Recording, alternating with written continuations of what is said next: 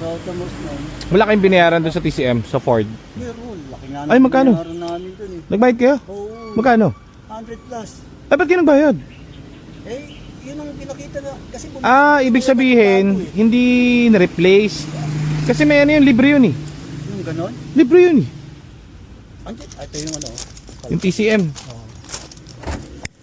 Saka yung catalytic. Nagpapalit kayo catalytic. O, bala ba? Yun ang salita nila eh. Tiwala kami. Tiwala ko na ganun ang gagawin nila. Eto, may recall to, sir. So, libre dapat yan. Kahit anong... May presyo yung... ilang beses ako napagpaganyan, sir. Libre yan eh. Ba't di nila ino-offer sa amin na ganun? Yun nga, dapat in-offer nila yun. Oo. Kasi kung yun ang system nila ron... Ang laking menos na nun, sir eh. Yung TCM na yan, malaking menos na po yun. Tapos ito mahal talaga sa kanila to. Pero sa amin, marami kaming ganito. Siguro nasa ano sa amin yan. 9 to 12,000 catalytic converter. Buo.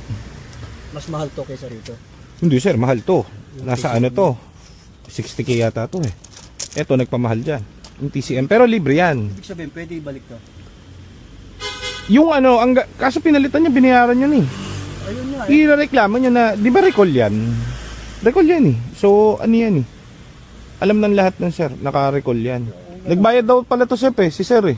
Anong bayad? Yung TCM. Loko-lokong ano. Siningil siya. Kasi attorney naman yung pisang ko. Kausapin nyo. I-ask ko sa kanya. Ang gagawin nyo dyan sir, pupunta kayo sa website ng Ford. I-email nyo yung mismong Ford. Sabihin nyo, ba't pinagbayad kayo? May recall sila ng TCM, so dapat i-refund nila yan. Libre yan talaga. Pag hindi gumana talaga. Hindi, pagka, kunwari, anong year to? 2016? Pasok pa to eh. May recall ang 2016, yung sa akin nga 2014, pinarecall ko eh. Intay ako ng 3 months, binigyan nila ako ng bagong ano, TCM. Wala akong binayaran doon kahit piso. Ganun. Ito siguro po pwede. Ito. Bago nila kinabit siya, pinag-down muna kami. Down muna kami para... Mahal, 100. Turbo pala to, no? 1.0. Oo, 1.0. Catalytic converter. Palit din sila eh. Pero yung TCM dapat ano niya, i-contest nyo. Sayang, mahal eh. Sabi ko, pare-recall lang yun. Sabihin nyo, ba't binayaran nyo? Nabasa nyo dun sa service advisor. Yan ang nag-ano sa amin, nag-entertain. So dapat sa amin, explain nyo lang. Dapat sinabi nyo yun. Oo. Kasi sila yung nakakaalam eh. Oo. Worldwide po yun, may recall yung TCM. Ang laki ng binayaran nyo for 100,000. So, dapat ito lang binayaran dyan. Tapos, ito libre. Kung makukuha nyo yun, malaking less. Malaking less. Oo nga, kung ganun ang ginawa nila. Dapat. At least nalaman ko sa siya, salamat ha. Oo, no problem sir. Kakausapin ko yung sa akin ng abogado para Oo. sharing mo. Kahit tawagan nyo yung yung sa office dun, sabihin nyo, nabasa nyo nabasa ko, may recall pala ang TCM, pinagbayad nyo ako ng TCM.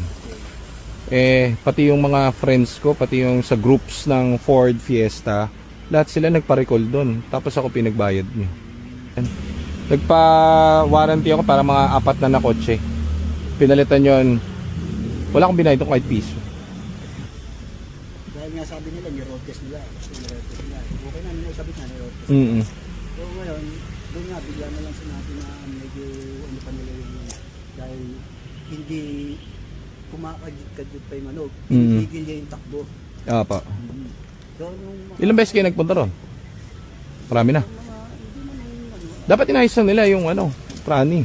ayun nga, sinabi ko sa nila. Wala, bakit? Ito yung pinagay niyo sa amin diabetes niyo. Dapat pag Bakit panibago na naman iba na naman. Oo. Kaya nga namin pinasok dito para malaman namin kung ano talaga yung problema. Binigay niyo sa amin. So, nagbayad kami. Kung ano yung... Ibig sabihin, nagbayad, binayaran yung quotation 100,000. Hindi naman cash, nag-down payment kami. Okay, kasi pero... bago nila kasi gawin, ganun ang sistema Oo. nila eh. Ang mangyari doon, nung natapos na, iba na naman yung sira. Oo. Grabe naman ah. Yun ang kaya... Loko tayo nito. Parang ang mangyari dyan, mas mahal pa yung babayaran nyo doon kaysa sa market value nito. Oo.